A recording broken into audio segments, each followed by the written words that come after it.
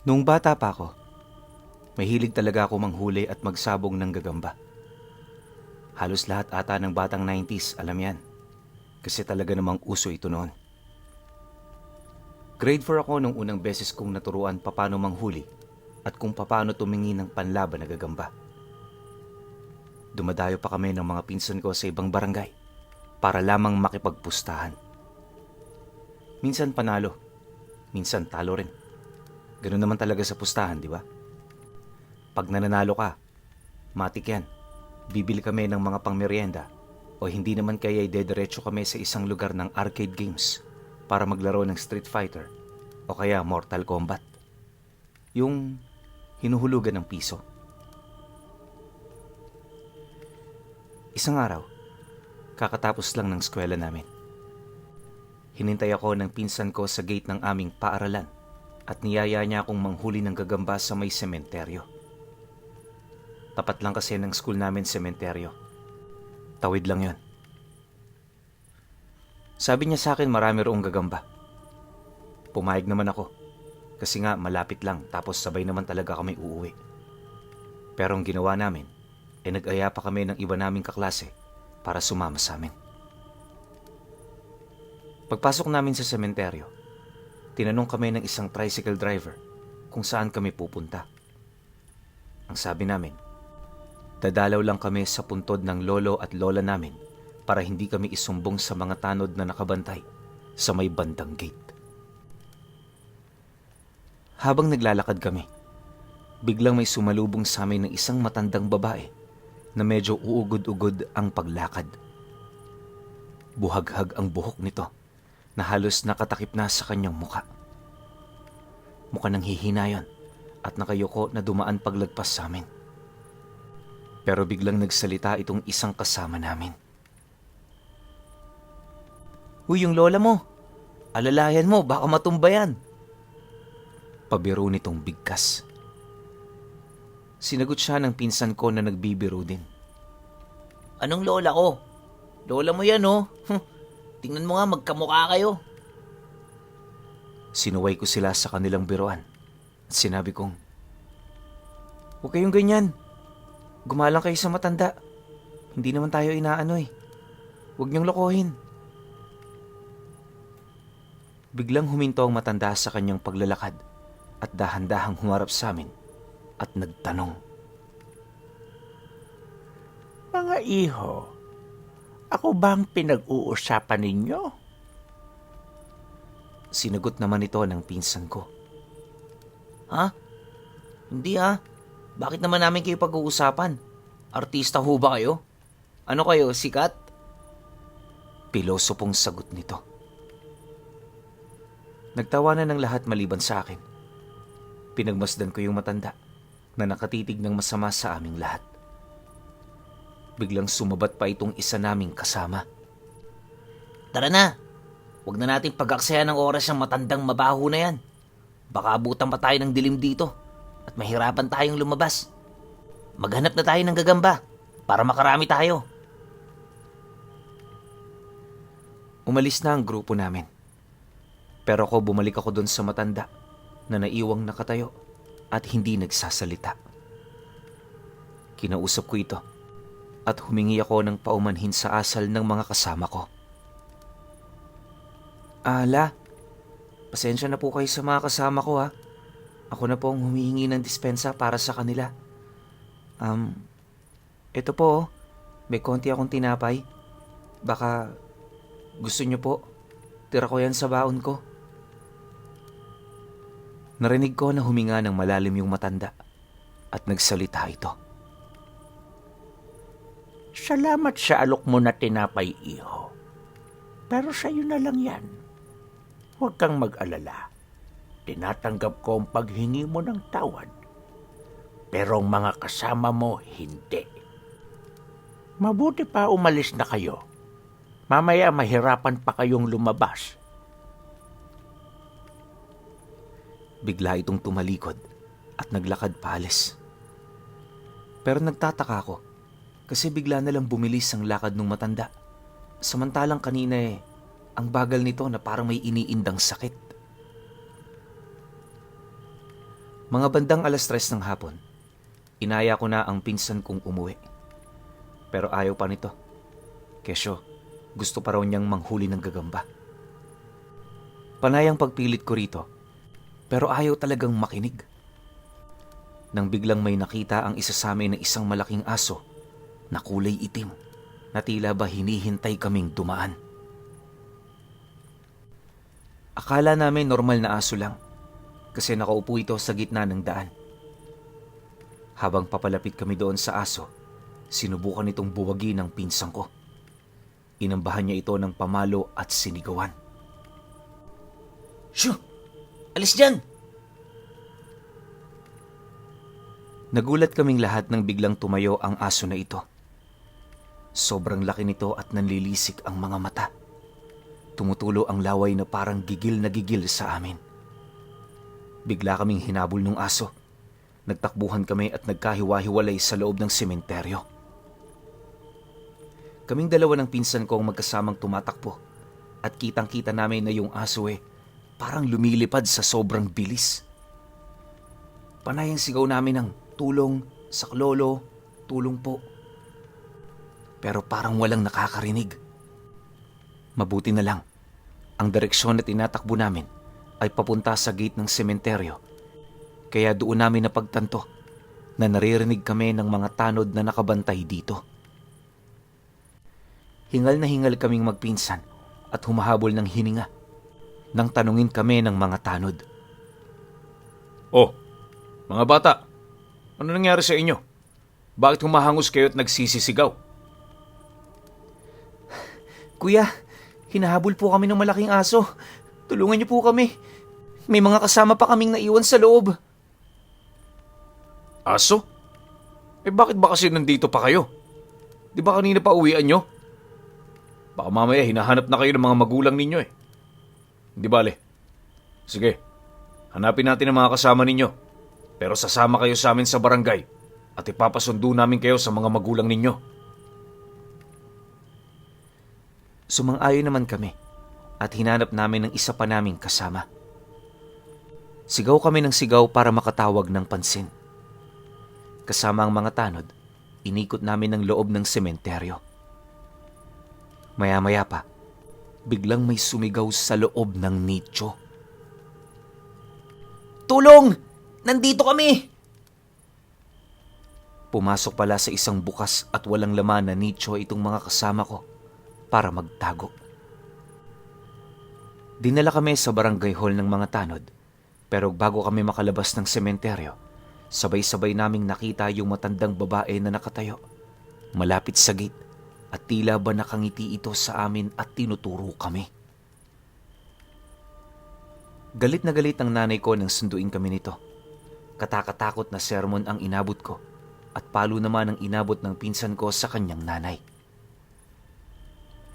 Pag-uwi ng bahay, tinanong ako ng nanay ko kung anong ginagawa namin sa loob ng sementeryo. Bakit hindi kami dumiretso ng uwi?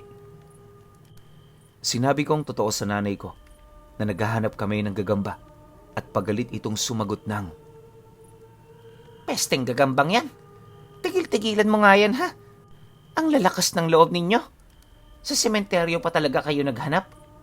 Paano kung biglang may sumaksak sa inyo doon at ilagay kayo sa loob ng nicho? Tingin mo makikita pa kayo?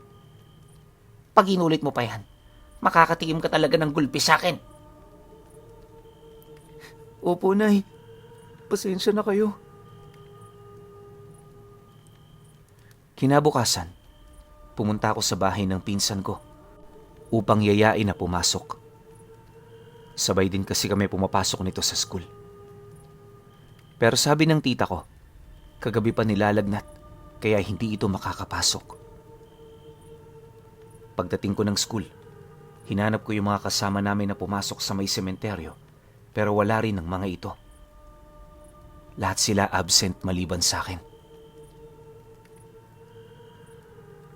Lumipas ang ilang araw, hindi pa rin pumapasok ang mga ito, kaya nagpasya kong dumaan sa bahay nung isa naming kasama. Malapit lang kasi yung nakatira sa school. Pagdating ko roon, nakita ko ang tatay nito na nasa labas ng bahay nila at naninigarilyo. Mukhang balisa ito at malalim ang iniisip. Lumapit ako rito at nagtanong. Tito, nandyan po ba si Gabo? Kaibigan niya po ako. Ilang araw na po kasi silang hindi pumapasok eh. Sumagot ito sa akin na medyo nanginginig ang boses. Nasa loob niya ng kwarto si Gabo. Pasensya na, pero hindi mo siya pwedeng makita. Po? Bakit? Sobrang lala po ba ng sakit ni Gabo? Oo. Pasensya ka na, iho ha. Hindi bale. Sasabihin ko sa kanya na dumaan ka. Teka, matanong kita. Kasama ka ba nila nung pumunta sila sa sementeryo para manghuli ng gagamba? Oo. Kasama po nila ako. Bakit po? Wala naman, Toy. Pero, wala ba kayong ibang ginawa doon maliban sa paghahanap ng gagamba? Baka meron kayong napaglaruan. O nasira na hindi dapat. Wala naman po. Maliban lang dun sa isang matanda na nakita namin. Inasar po nila yun at pinagtawanan. Pagkatapos kong sabihin yan, bigla itong tumahimik at parang nag-isip. Tapos nagtanong ulit. Ilan kayong pumunta roon? At nasaan na yung iba ninyong kasama? Sinagot ko naman ang tanong nito at sinabi ko rin na lahat ng kasama ko may sakit at di nakapasok pagtapos ng araw na yon, maliban sa akin. Nang marinig niya ito, nagpasama sa akin ang tatay ni Gabo upang puntahan at kausapin ang mga magulang ng mga kasama ko doon sa sementeryo kasama na rin ang tita ko. Nag-usap-usap ang mga ito at pinakwento sa akin ang nangyari sa loob ng sementeryo at dinetalye ko naman sa kanila ang mga nangyari. Sabi ng mga ito, dalhin daw sa isang albularyo ang mga anak nila. Pinaalam muna ako ng tita ko sa nanay ko para maisama niya. Pumayag naman ito. Nauna kaming dumating sa bahay nung manggagamot. Nakita ko ang pinsan ko na halos butot balat na lang sa sobrang payat. Samantalang, ilang araw lang naman yun nung huling kaming nagkita, kaya takang-taka ko paano nangyari yon. Iyak ng iyak ang tita ko habang hinihimas ang ulo ng pinsan ko. Maya-maya pa ay dumating na rin ang iba naming kasama at sobrang nagulat ako sa itsura ng mga ito dahil pare-pareha silang sobrang payat na halos butot balat na. Tinawag na kami upang pumasok sa loob ng bahay ng albularyo. Nung makita sila nito, bigla itong napasigaw ng, Diyos ko! Ano ang nangyari sa mga batang ito? Dali, pumasok kayo. Paupuin ninyo ang mga bata. Pinapanood ko ang ginagawa ng albularyo. May mga binubulong-bulong itong salita at sabi nito ay aalamin daw niya ang nangyari sa pamamagitan ng pagtawas. Nakikita ko na nagtutulo ng kandila ang albularyo sa isang planggana na may tubig sa loob. Maya-maya pa, bigla itong nagsalita. Kinukulam ang mga anak ninyo. Konti na lang, isa-isa na silang papatayin. Biglang tumingin sa akin yung albularyo at pinalabas ako nito sa kwarto kung nasaan sila. Kaya hindi ko na nakita kung ano man ang ginawa niya sa mga kasama ko at pinsan ko. Makalipas ang isang oras, lumabas na rin sila sa kwarto at kitang-kita ko na pawis yung albularyo at malalim ang paghinga nito. Halatang pagod na pagod sa kung anumang ginawa niya. Tinanong ako nito at pinakwento sa akin kung ano ba talaga ang nangyari sa amin nung araw na yon. Bakit may mangkukulam na galit sa mga kasama ko? Matapos kong sabihin sa kanya ang nangyari, nagwika ito ng, Buti na lang humingi ka ng tawad. Dahil kung hindi, isa ka rin sa kanila ngayon na may sakit. Huwag na huwag kayong pupunta roon. Dahil baka sa susunod hindi lang yan ang abutin ninyo. Maya-maya pa, Nakita ko na lumabas sa kwarto ang mga kasama ko at mukhang maayos na ang mga itsura nito. Maliban na nga lang sa pagiging sobrang papayat nila. Makalipas ang 1 linggo, pumasok na muli sa school ang pinsan ko, si Gabo, at iba pa naming kasama. Habang kumakain kami nung recess, nagkwento bigla ang pinsan ko na simula daw nung gabi na umuwi kami galing sementeryo, gabi-gabi niyang napapanaginipan yung matanda na nakita namin sa loob ng sementeryo. Biglang sumagot si Gabo at iba naming kasama na sila din ay gano'n ang napapanaginipan na sinasakal sila nung matanda na yon. Natahimik kaming lahat sandali at biglang nagsalita ang pinsan ko na, Sa susunod, huwag na tayong magbiro ng ganun sa mga tao na di natin kilala.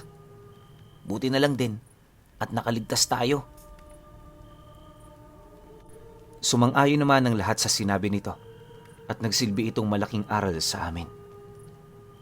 Simula rin nung araw na yon, hinding-hindi na kami naglaro at nanghuli ng gagamba. Okay. Opinion natin dito sa unang kwento. Alam nyo, hindi ko masisisi tong grupo nila kasi nga, mga bata pa eh. Tapos, anong taon pa to?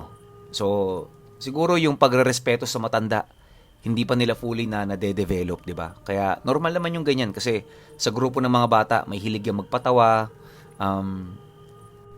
bumida sa grupo, at kung ano-ano pa na hindi nila pinag-iisipan na the more na nagpapatawa sila, na may nasasagasaan silang tao, wala silang pake as long as napapasaya nila yung grupo nila. Pero maganda yung lesson na to, lalo na sa mga kabataan ngayon na kung meron man na nakikinig dito sa channel natin, wag tayong maging mapanghusga sa panlabas na anyo ng isang tao. Kasi hindi natin alam kung ano yung pwedeng gawin ng tao na yon. Diba? Matuto tayong rumespeto at matuto tayong gumalang sa mga nakatatanda. Dito naman tayo sa pangalawa nating kwento. Matandang Balara, Quezon City. Marso taong 2012, nang magpasama sa akin ang aking pinsan sa bahay ng kanyang nobya. Nagpapatulong kasi ang mga ito na maghakot ng kanilang mga gamit dahil sila ay lilipat ng bahay. May negosyong mga magulang nito na parang maliit na grocery store na ang nanay ng nobya ng pinsan kong namamahala. Ang tatay naman nito ay isang dating seaman pero tumigil na sa pagbabarko gawa ng nagkasakit ito. Hapon na nang makarating kami sa bahay ng mga ito.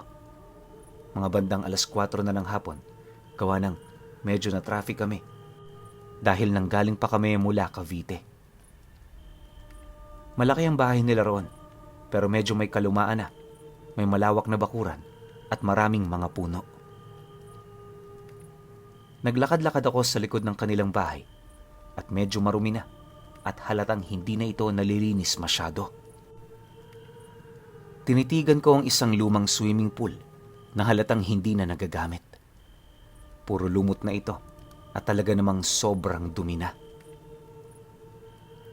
Tinanong ko ang nobya ng pinsan ko na itago na lang natin sa pangalang Abby na bakit tila ba pinabayaan na yung swimming pool. Tumingin lang ito sa akin at sinabihan ako na mamaya na raw siya magkukwento at magsimula na raw kaming maghakot kasi malapit ng dumilim. Sumang-ayon naman ako at nagsimula na. Ang dami nilang gamit kaya halos 2 lipat bahay truck ang ginamit nila sa paglilipat. Ilang oras din kami inabot hanggang sa maisakay na namin ang lahat ng kanilang gamit. Mga 8:30 PM na ng gabi. Naghanda na ng makakain si Abby. Napansin ko na parang kami lang ang kakain, kaya nagtanong ako kung nasa na ang mga magulang at kapatid nitong nobya ng pinsan ko. Sumagot naman ito ng, si Mama at Papa. Sabay na yun kakain mamaya. Sinabihan ako na mauna na raw tayo. Gawa ng may aayusin pa sila sa tindahan. Sila Bobby at Drake naman ay dun muna sa bahay ng kapatid ni Mama sa Mandaluyong tumutuloy. Si Bobby at Drake ang pangalan ng mga nakababatang kapatid ni Abby. Ganun ba? Okay, sige. Medyo Gutom na rin talaga ako eh. Teka, may iba ko. Bakit pala biglaan nata ang paglipat ninyo? Buti na lang wala akong ginagawa. Kaya nasamahan ko tong si Kaloy. Si Kaloy, pinsan ko yan. Medyo nagka-problema kasi financially sila mama at papa. Nalulugi ang grocery tapos nagkasakit pa si papa. Kaya binenta nila itong bahay. Ah, ganun ba? Sa bagay, medyo may kalumaan na nga itong bahay ninyo eh. Pero mukhang okay naman dito ah. Malamig at maraming puno. Oo, okay naman dito. Kaso, basta, sige na. Kumain ka na lang dyan. Pagkatapos namin kumain ng hapunan, nagpasya akong pumunta sa likod ng bahay nila para doon magpahangin. Nagsindi ako ng sigarilyo at pinagmasdan ko maigi ang likod ng bahay nila. May napansin ako ng isang malaking puno di kalayuan sa bahay nila. Puno ito ng balete at talaga namang napakalaki nito. Patuloy ako sa paninigarilyo nang bigla kong tapikin ng pinsan ko at sinabihan ng, "Tol, huwag mo rito itatapon yung sigarilyo mo sa likod basta-basta ha. Baka may matamaan ka." Ha? Matamaan? Ano naman ang tatamaan ko? Basta, huwag ka ng maraming tanong. Sundin mo na lang ako. Bakit nga? Pucha tol, tinatakot mo lang ata ako eh. Di kita tinatakot tol. Gusto mo bang malaman talaga kung bakit halis sila Abby dito? Oh, bakit nga ba? Malas tong bahay na to tol. May mga maligno rito. Kaya huwag kang lakad ng lakad dito sa likod. Baka mapaglaruan ka. Hindi ako nakaimik at napalunok na lang ng laway. Matindi kasi ang paniniwala ko sa mga ganitong nilalang. Gawa ng maraming beses na akong nakaranas at nakakita ng mga ganito. Medyo naiinis akong sinagot si Kaloy. Bakit hindi mo agad sinabi sa akin na may mga ganyan pala rito? Para nakapag-ingat man lang ako. Siraulo ka talaga, Kaloy, oh. Paano ko naman sasabihin sa'yo, tol? Alam kong matatakot ka at hindi mo ako sasamahan. Di ba? Biglang lumabas si Abby at sinabihan kami na pumasok na. Pagpasok namin ng bahay, saktong dumating na ang mga magulang ni Abby. Binati kami ng mga ito at nagpasalamat sa amin dahil sa tumulong kami maghakot ng gamit. Sinabihan kami ng papa ni Abby na wag na kaming umuwi at doon na lang muna matulog. Sabay-sabay na lang raw kaming umalis bukas. Pero habang nagsasalita ito, pansin kong panghihina nito sa kanyang boses at pagkilos. Noong una ayoko talaga dahil sa sinabi sa akin ni Kaloy. Pero pinilit pa din kami ng mga magulang nito. At pati si Kaloy ayaw na rin umuwi. Gawa ng pagod na pagod siya at ayaw na niyang mag-drive. Wala akong magawa kundi pumayag na lang. 11:00 ng gabi ay naglatag na kami ng hihigaan at sa sala ng bahay kami pumuesto lahat. Gawa ng wala nang mga kama sa kwarto tsaka sa sala malamig pa. Magkatabi kami ni Kaloy at si Abby naman ay katabi ng mga magulang niya na nakapwesto medyo malapit din sa amin. Mahimbing na ang tulog ng mga ito at kami na lang ni Kaloy ang gising. Alauna na ng madaling araw. Dahil sa parehas kaming hindi pa makatulog, nagpasya kami na magkwentuhan na lang muna. Tinanong ko si Kaloy kung ano ba talaga ang alam niya tungkol sa lugar at nagkwento naman ito sa akin at ang sabi niya ay 2009 nang lumipat ang pamilya nila Abby dito. Masagana ang pamumuhay nila noon. Chief engineer sa barko ang papa ni Abby. Nabili nila ang bahay na to mula sa isang kasamahan nito sa barko sa napakamurang halaga. Yung mini grocery store, napunta yun sa negosyo ng kanyang mga magulang noon pa. Medyo malapit din dito, kaya nagpasya sila na kunin na itong bahay. Bukod sa mura na, malapit pa sa negosyo nila. Noong una, okay naman ang lahat. Nakita ko pa noon yung swimming pool sa likod na sobrang linis at ganda. Nakaligo pa nga ako doon eh. Pero habang tumatagal, napapansin nila Abby na parang may mga hindi magandang nangyayari dito sa bahay. Lahat ng alagaan nilang hayop, mapapusa, aso, ibon, basta kahit ano. Lahat yun ay hindi nagtatagal at namamatay sa hindi maipaliwanag na dahilan. Madalas silang nakakakita ng mga bakas ng paa ng bata na parang nagtatakbuhan sa loob ng bahay nila. Yung swimming pool, nakita mo, di ba? Kahit anong linis nila, kinabukasan lang sobrang dumi na ulit. Parang may naligo na sobrang daming putik sa katawan. Tapos madalas na rin nagkakasakit ang dalawang nakababatang kapatid ni Abby. Tuwing hapon ay nilalagnat ang mga ito ng sobrang taas. Tapos mawawala kapag madaling araw o mag-uumaga na. Ilang beses na silang nagpabalik-balik sa doktor eh. Pero wala namang nakikita na sakit ang mga ito. Isang araw nabigla sila nang pumunta sa likod ng bahay si Drake at may hinabol. Nagsisisigaw ito na may bata raw na nambabato sa kanya. Pero pagtingin nila, wala naman silang nakita. Habang tumatagal pa, yun na, unti-unti na rin nalulugi ang negosyo nila Abby. Ilang tauhan na nila nagnakaw ng pera sa kanila. Tapos may iilan na rin na umalis na lang bigla.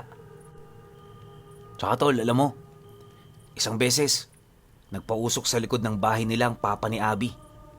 Ginawa niya ito para raw sa mga lamok. Kasi nga yung swimming pool ang dami ng lamok, gawa nga ng hindi ito nalilinis. Alam mo nung gabi nung araw na yon, biglang inapoy ng lagnat yung papa ni Abby. At sinasabi nito na ang palad at talampakan niya raw ay sobrang init at sakit. Dinala kagad nila yung sa ospital kasi iniisip nila na baka na dengue ito eh. Pero katulad din sa mga kapatid niya, wala ring makita na sakit dito. Napapansin nila na parang unti-unti ring pumapayat at nanghihina ang papa ni Abby. May panahon na hirap-hirap itong maglakad na halos hindi makaakyat ng hagdan. At may panahon naman na napapansin nilang nagsasalita na ito mag-isa at parang may kinakausap. Di nito nagustuhan ng kanyang ina. Kaya dinagpa siya na ito na wag na munang pabalikin ng barko ang kanilang ama. Bumisita sa kanila ang lola ni Abby, na nanay ng kanyang ama. Galing yung probinsya, tol. Saan ba to? Nabunturan ata, sa Mindanao. Nagpasya yun na dalawin sila dito dahil nga sa mga naririnig na balita tungkol sa kanila. Alam mo, tol, hindi pa man nakakapasok ng gate yung lola ni Abby, bigla na lang yung tumigil at parang takot na takot. Halos ayaw nitong ihakbang ang kanyang mga paa sa loob ng bahay nila. Lalo pa silang nagulat nang makita nito ang kalagayan ng kanyang anak. Napasigaw ito at napamura. Tapos sinabihan sila nito ng, "Umalis na kayo rito. Papatayin nila kayong lahat." Alam mo, tol, nagulat talaga sila sa sinabi nito. At nagtanong pa ang papa ni Abby. Ano nga bang tinanong nun? Yun, Nay, ano pong sinasabi ninyo? Sino ang papatay sa amin? At bakit? Sabi ng lola niya, may mga nilalang na nakapaligid sa bahay na to. Uunti-untiin nila kayo hanggang sa makuha nila kayong lahat. Kung ako sa inyo, malis na kayo dito hanggat may panahon pa. Grabe yun, tol.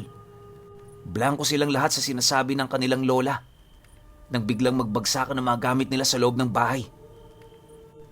May mga naririnig din sila na parang mga nagtatakbuhan sa second floor ng bahay nila. Binalot sila ng takot nung araw na yon. Walang umiimik. Lahat nakikiramdam lang. Bigla namang nagtanong yung lola ni Abby sa kanila habang kumakain ng hapunan. Sabi nun, gagawin niya raw lahat ng makakaya niya para pigilan sila. Pero dapat umalis na sila ron. Hindi biro ang dami ng mga nilalang sa bahay at iisa lang ang pakay nilang lahat. Nagpausok ang lola ni Abby habang may dinadasal-dasal ito na hindi nila maintindihan kung ano eh. Pero pagkatapos nun, nagsabi ito na ilayo daw muna ang mga bata na kapatid ni Abby dun sa bahay dahil yun daw ang halos gustong unahing kunin ng mga nilalang na to. Naniwala at sinunod nila ang matanda. Kinabukasan, nagpasya ang mga magulang ni Abby na dalhin muna ang 2 bata sa kapatid ng mama ni Abby dun sa Mandaluyong. Tapos siya, mga magulang niya at lola niya ang naiwan sa bahay. Lagi na silang tabi-tabi kung matulog habang naghahanap ng malilipatan na bahay ang mga magulang ni Abby. Nakahanap din sila ng bahay sa Pasig. May kamahalan man pero hindi na nagdalawang isip ang mga magulang niya na kunin ito. 1:30 na at patuloy pa rin ang kwento sa akin ni Kaloy. Nang bigla kaming may narinig na iyak ng bata na nanggagaling sa likod ng bahay nila Abby.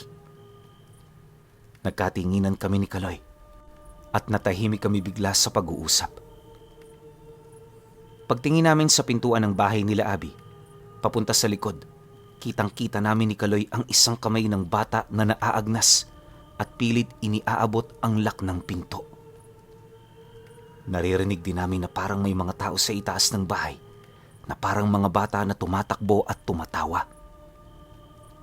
Muntik na akong mapasigaw nang bigla kaming hawakan ng papa ni Abby sa kamay at sinabihan kami nito ng, "Shh! Huwag kayong maingay." Nakikiramdam lamang ito sa mga nangyayari sa paligid namin. Pero isa pa sa nagpatindig ng balahibo ko nung may marinig kami na parang may kabayo na pumapadyak sa likod ng bahay mismo. Gusto ko nang maiyak sa takot pero nilakasan ko na lang ang loob ko at nagdasal ako ng nagdasal. Hindi kalaunan, nawala lahat ng tunog na naririnig namin. Parehas kami ni Kaloy na hindi na nakatulog at hinintay na lang namin ang umaga. Pagsikat ng liwanag, kahit naaantok-antok kami ni Kaloy, ay nagpasya na kaming umalis na rin kaagad. Hindi na kami pinigil ni Abby at ang magulang nito. Humingi ng pasensya sa amin ng kanyang papa dahil sa nangyari sa amin nung gabi. Nakalipat naman ng maayos sila Abby sa Pasig at di nagtagal ay bumalik na rin sa normal ang buhay nila. Nagiging maayos na ulit ang negosyo nila at nakabalik na ng barko ang kanilang ama.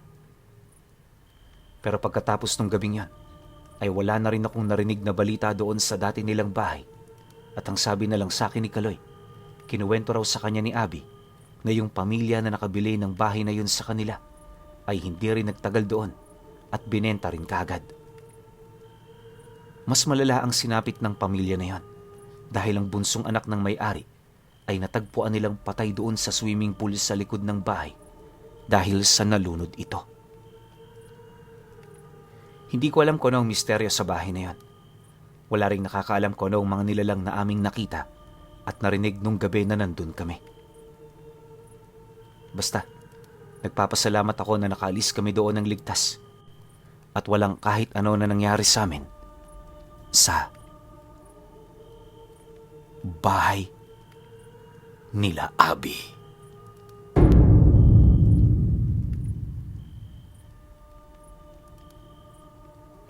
Okay, opinyon ko rito sa pangalawa nating kwento. Grabe, sobrang haba nung linya ni Kaloy, no? Alam mo, Kaloy, sana ikaw na lang yung nagkwento para, alam mo yun, dire-diretso tayo ron. Pero natutuwa ako kasi sobrang ganda ng ganitong klase ng kwento. Na-miss ko to, na, alam niyo, galing to sa isa sa mga subscriber natin eh. Nga pala, kung gusto niyo magpadala ng kwento sa akin na gusto niyo ipakwento dito sa channel natin or kay Pinuno, depende na lang yan kung gaano kahaba tsaka kung gaano kaayos yung kwento ninyo, email nyo sa akin. Lalagay ko yung email ko sa comment section. Tapos, pwede kayo magpadala ng kwento ron para ma-feature natin dito sa parehas nating channel. Depende na lang kung saan ko ilalapag. Sasagot naman ako sa email mo kung saan ko siya ilalapag. Kaya malalaman mo kung saan mo siya maririnig. Ang anghel1989@gmail.com. Pero ilalagay ko rin siya sa pinned comment para makapag-send ka ng kwento mo. Alam ko tong bahay na to. Promise. Di ko na lang sasabihin kung kanino, pero kasi or kung saan, pero kasi na-renovate na tong bahay na to. Isa na siyang building na may swimming pool, tapos may buffet. Yun na siya ngayon. So maganda na siya. Hindi na siya yung tulad nitong horror na to. Pero sabi-sabi ng mga nakatira doon, ng mga empleyado roon, paminsan-minsan may mga nagpaparamdam, pero hindi na ganun kalala. So mag-isip na lang kayo, malapit, Metro Manila area lang to. Tapos medyo mayayaman yung mga nakatira sa lugar na yun. Kaya kayo, kung trip nyo ba yung ganitong klase ng setup, o trip nyo bang magpadala ng kwento, comment nyo lang sa baba, o email nyo lang ako. Yun lang. Hanggang sa susunod na kwento. Salamat. Gandang umaga, gabi, o kung nasan man kayo. Meron tayong iaalok sa inyo na bago. Alam nyo, kung meron na kayo nito, Gumamela Celis, 10 Elements, tapos yung mga dignum natin na medalyon, San Benito. Sobrang gandang i-partner nito, lalo na kapag magdadasal kayo. Ano ba to? Ito yung tinatawag namin bago ngayon na insenso ni Pinuno. Ito yung packaging niya. Ano siya? At ito yung pinaka mismong insenso. Yan. Tapos kung mapapansin ninyo, dyan sa YouTube channel ko, sa Ang Pinuno, meron shorts dyan na tungkol dun sa kamay ni Jesus, dun sa Bicol.